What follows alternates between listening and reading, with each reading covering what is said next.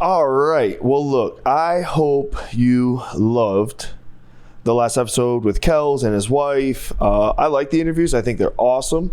If you didn't watch it yet, that's one you should definitely go check out. I think that they gave so much wisdom, and honestly, like, go there. And I'm excited, guys. We're, Trey, 18 into this?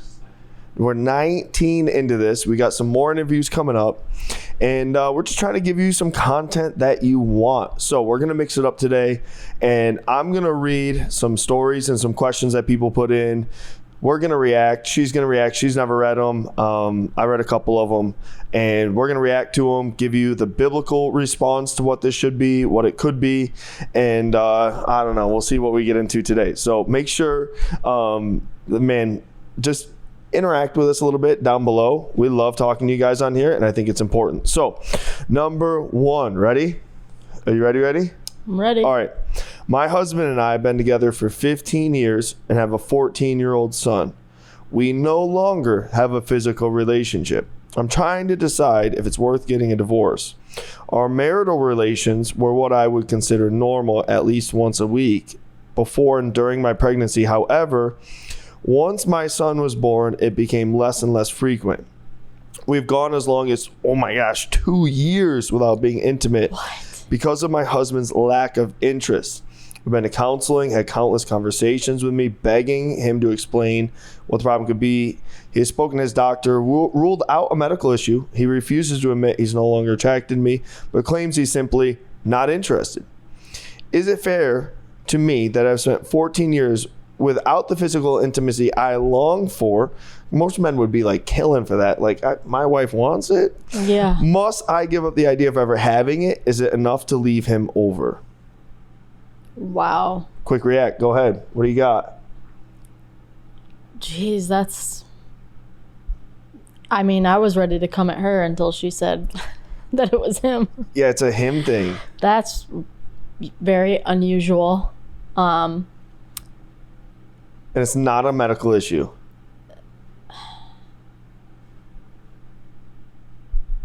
Then no. I mean, he's got to get his crap in order. He's got to be willing to be honest, or, do whatever it takes. Like, you don't get to just get divorced just because things aren't working.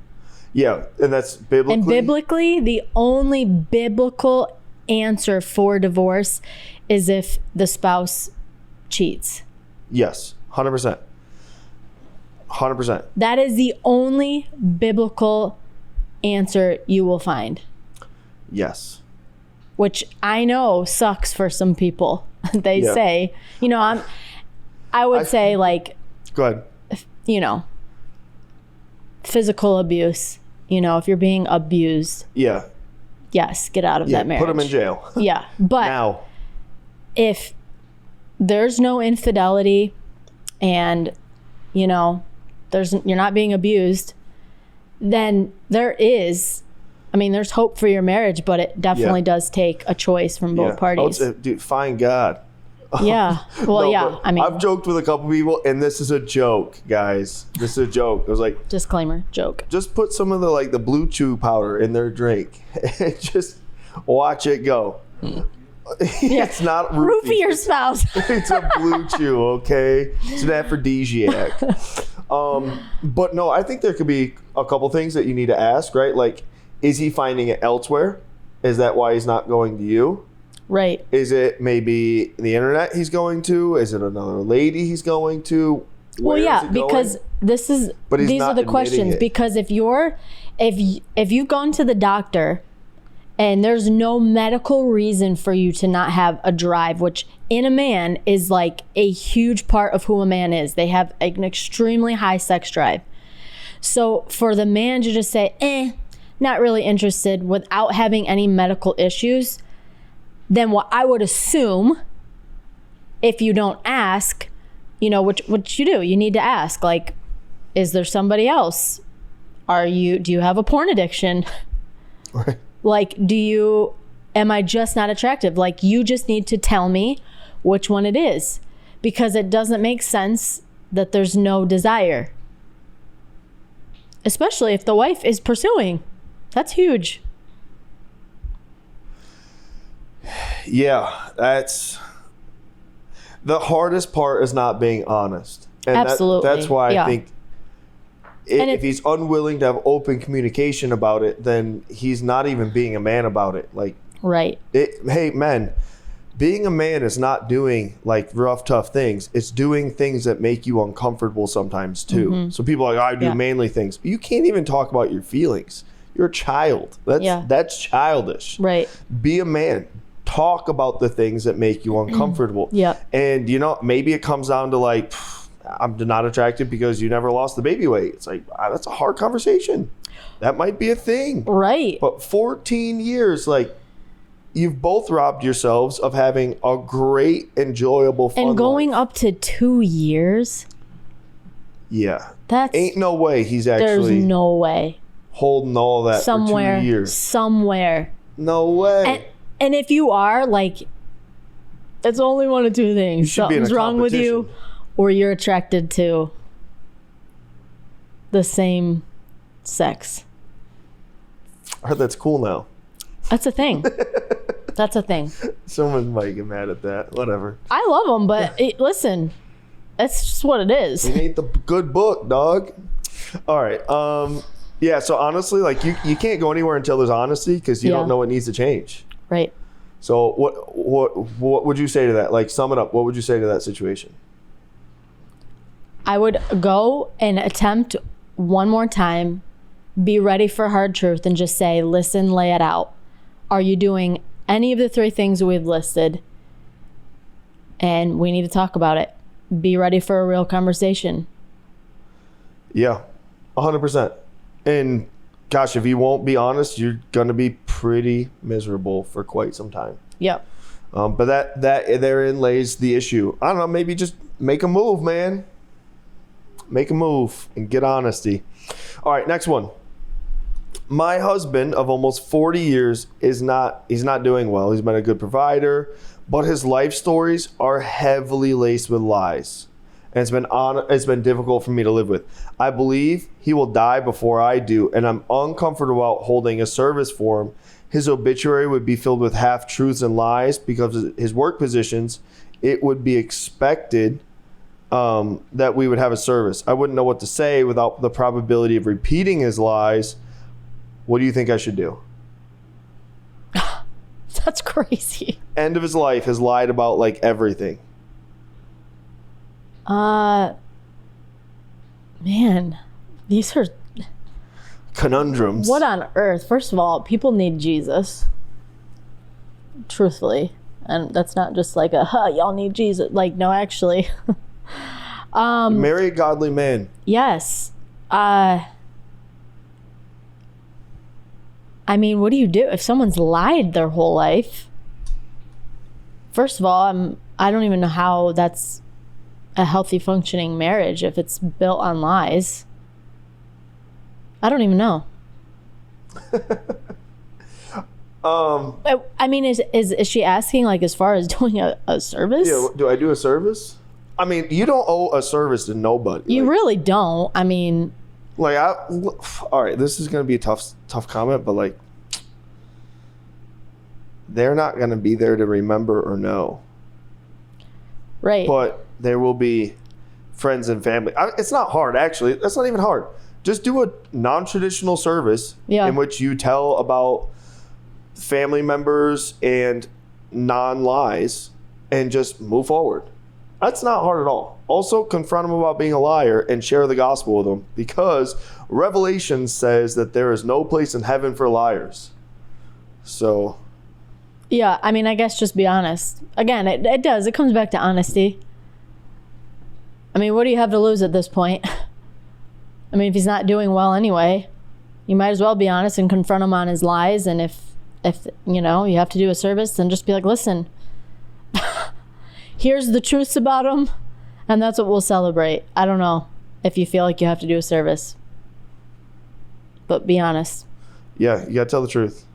Absolutely have to tell the truth. All right, next one. My older brother has a tumultuous, what a word, marriage to a manipulative, alcoholic, plain mean woman. It's been bad their entire marriage, including her physically assaulting him. He called the police the last time, take her away. She eventually kicked him out and went to stay at our younger brother's home. He later got a hotel room and was away from her for 2 weeks, and then decided to save money by returning to the home but staying in their camping trailer.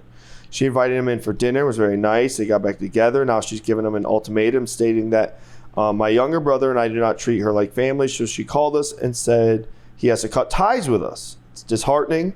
Told him I don't accept that. He's my brother and was my protector when I was a kid. But he said this is how it is. I'm distraught. Our mom died 5 years ago. Our blood family is just 3 of us. I don't want to lose my brother. I've always accepted his wife as the woman he chose to be with, yada, yada, yada. All right, so basically, she's wild, and now she's cutting family ties and isolating him. What do you do? Well, if you're the man, find God. If you're the man, you take control of the situation and say, absolutely not. I mean... It's an abusive relationship, though, because that's, like, you got to look at it from that aspect.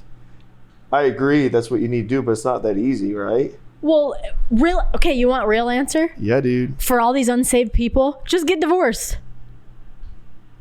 I mean, without Jesus, the only one who actually can help in this for some of these situations, right? Because he can.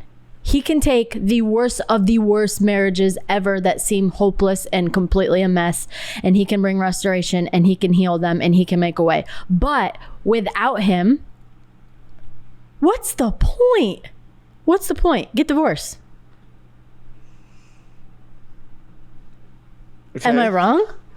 If you're in that toxic of a situation and someone is unwilling to change and trying to manipulate you and isolate you from the people you care about the most because she's so messed up, like, wild, right? Yeah, I mean, what is the point?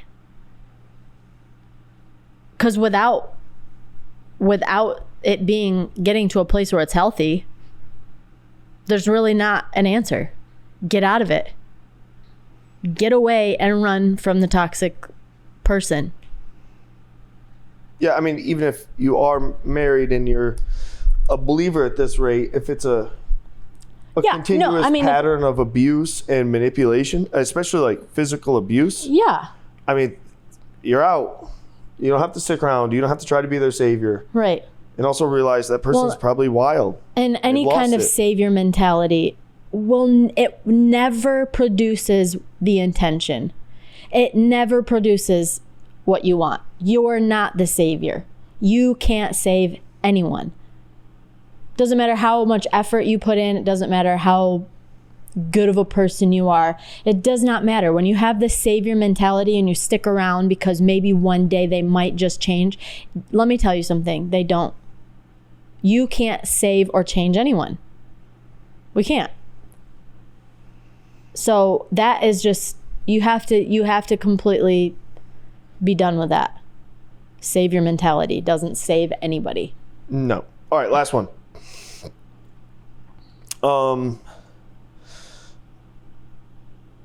Essentially, let's just get into it.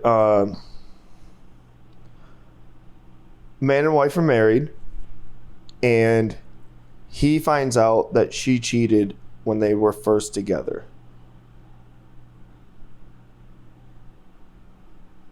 What should he do?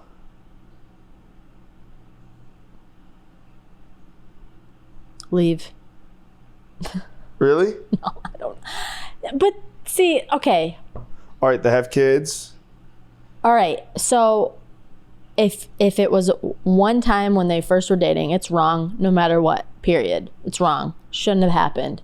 But if you're in your marriage has gotten to a really healthy place and you just now found out, then do what you need to do to get through it and heal and work it out and confront on it. But if it's just been kind of like this lingering underlying issue that's not been talked about, or, you have every right to leave. Kids are never a reason to stay. I mean, your marriage is worth it because you think that your spouse is worth it, then great. Work it out. go seek healthy counsel and work through those issues. But just because of the kids, I mean, that's like a dumb reason. And don't hold it over. If you forgive, yeah, if you choose to forgive and move on from it, and then forgive and then forgive and forgive, then you keep forgiving. You don't continually throw it in that person's face. 100%. All right, I know this was a different kind of episode. A little bit weird, a little bit different. I don't know if you like it. Let us know. The views will tell us for sure. I don't think it was that weird. But send in some questions, send in some thoughts. We have more interviews coming your way. Love you guys. We're proud of you. We believe in you. Want you to have a great family, great life, great marriage that's all based on Jesus. Enjoy your day.